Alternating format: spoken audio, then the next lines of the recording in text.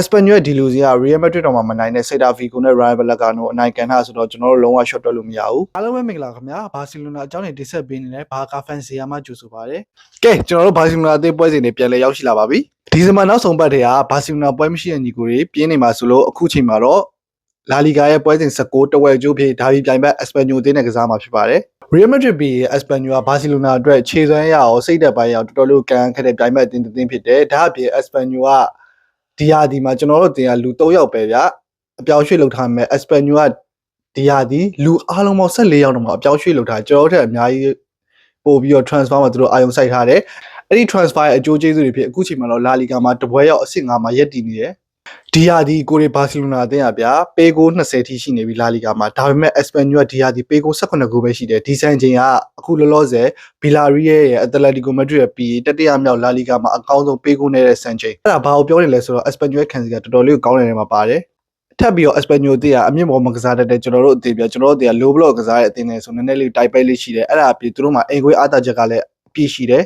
နှစ်သင်းလုံးရဲ့နောက်ဆုံးဖောင်ကြည့်မယ်ဆိုတော့ Espanyol အသင်းက La Liga မှာ3ပွဲဆက်တိုက်အနိုင်ရရှိထားဆိုမဲ့ Copa del Rey မှာတော့သူတို့ရှုံးထားတယ်ကိုရီဘာစီလိုနာအသင်းက Chelsea ကို3ဂိုးပြတ်နဲ့ရှုံးပြီးတဲ့နောက်ပိုင်းကနေပြီး9ပွဲဆက်တိုက်ထိအနိုင်ရရှိထားတယ် La Liga မှာလည်းဒုတိယ Real Madrid ကို4မှတ်ဖြတ်ပြီးတော့အဆင့်တင်မှာတော့ AC ရက်တီလျက်ရှိတယ်ပြီးခဲ့တဲ့နောက်ဆုံးချိန်တွေ့ဆုံမှုကတော့ကိုရီဘာစီလိုနာတေးက Espanyol တေးကိုအနိုင်ရရှိထားသလိုအခု Joan Garcia မလို့ကျွန်တော်တို့ခေါ်ထားတဲ့ဂိုးသမားလေး Espanyol ခေါ်ထားတဲ့အဲ့ဂိုးသမားလေး Espanyol မှာရှိတဲ့အချိန်မှာတော့မှရမဲလုံးဝလှလှပပသွင်းဂိုးတကူအပါအဝင်ကျွန်တော်တို့အနိုင်ရရှိအောင်ဆွမ်းဆောင်ထားတယ်ရမဲအဲ့ဒီပုံအခုလောလောဆယ် Instagram မှာမိုင်းရင်းတင်ပြီးလေယာစတိုင်နေပြီရမဲလေတိုက်မှုနဲ့အတူပြိုင်ပွဲနည်းနည်းလေးပြင်းထန်ရရှိတယ်အဓိကပြင်းထန်တဲ့အကြောင်းအရာ Espanyol သူတို့ဂိုးသမားကိုဗျာပရိသတ်တွေကလုံးဝတားရဗျာလုံးဝမယောင်းကြည့်ဘာလို့လဲဆိုတော့အခု Joan Garcia သူတို့ရဲ့လုံးဝငွေမွေးချင်မောက်ဂိုးသမားတွေကွာဒီဂိုးသမားတွေကိုသူတို့လုံးဝမယောင်းကြည့်ဘူးဒါကိုဘာစီလိုနာကို22မှ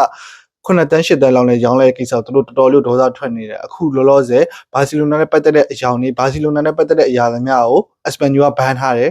ပွဲရတော့ညနေနေမိုးချုပ်တယ်ကျွန်တော်တို့မြန်မာစံတော်ချိန်2နာရီခွဲမှာကစားမယ်ကျွန်တော်ရဲ့ဘာကာဖန်စီယာ YouTube channel မှာ watch လောင်းရှိရဆိုတော့လာကြည့်ပေးကြပါကျွန်တော်ရဲ့ဒန်ယာရလူစင်ကြည့်ရမယ်ဆိုတော့ Espanyol ဘက်မှာတော့ဒန်ယာရကစားသမား2ယောက်လောက်ရှိပြီးတော့ Africa ကသွားတဲ့ကစားသမား1ယောက်ရှိတယ်ကိုရီးယားမှာတော့ Gavi ကတော့ကာလာရှိကြဒန်ယာပြီးတော့ Christian ကတော့ Asia ဒန်ယာအသေးရပြီးတော့ဒီမနေ့မှာ Ronny Baji ကရုပ်တရက်ကြီးဘာဖြစ်သွားလဲမသိဘူးသူ့မှာဒန်ယာအသေးသားလေးရှိတယ် Arujo ကတော့ online ပြန်လာပြီပေါ့နော်ကဲနှစ်သိန်းလုံးလူစင်းကြည့်အောင်နှစ်သိန်းလုံးလူစင်းမှာဆိုတော့ Espanyol ကနောက်ဆုံးသူတို့ပွဲတိုင်းနိုင်ထားတဲ့အကောင်းဆုံးဖောင်သူတို့ထုတ်သုံးတယ်သူတို့ဂိုးသမား Dimitrovic ကလည်းလောလောဆယ်တော်တော်လေး rating တက်နေတယ်စင်တာဘက်2ယောက်အတွဲမှာတော့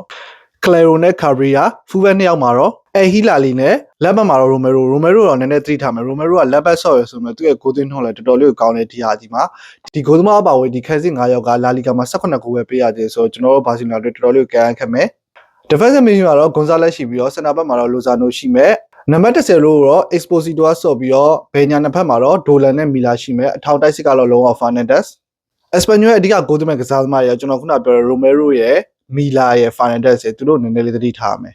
ကိုရီဘက်လူစင်ကြည့်အောင်ကိုရီဘက်မှာတော့များစားပြောင်းလဲမှုမရှိဘူးကိုစမားရဲ့ Joan Garcia နည်းနည်းလေးတတိထားမယ်ဒါပြီးပြိုင်ဘက်တွေဖြစ်တဲ့ပြင်ကသူထွက်လာတဲ့အသင်းဆိုတော့သူ့မှာပြိသက်ဖီယာတော်တော်လေးကိုကျန်းတယ်စင်တာဘက်2ယောက်မှာတော့ကိုကြီးမာတင်နဲ့ကူပါစေဘယ်ညာမှာတော့ကွန်တင်းနဲ့ဘာဒေ defensive midfield မှာတော့ Eric Garcia ပဲများပါတယ်ဒီကြောင်ကတော့ Eric Garcia နေရာတော်တော်ပြန်ပြီးတော့လိုက်လို့ရမယ်စင်တာ midfield မှာတော့ကျွန်တော်တို့ကွင်းလယ်ပိုချိုး battery ရှိမယ် attack midfield ကိုတော့ Fermin Lopez ကစားမယ် Fermin Lopez က chance ပြန်ရပြီဘာလို့လဲဆိုတော့ Dani Olmo က Super Copa အတွက်နီးပြရရှိမှန်းထားတဲ့အတွက် Fermin Lopez ကို chance ပေးမယ်တိုက်စစ်မှာတော့ဘယ်ညာမှာယမဲနဲ့ Rafinha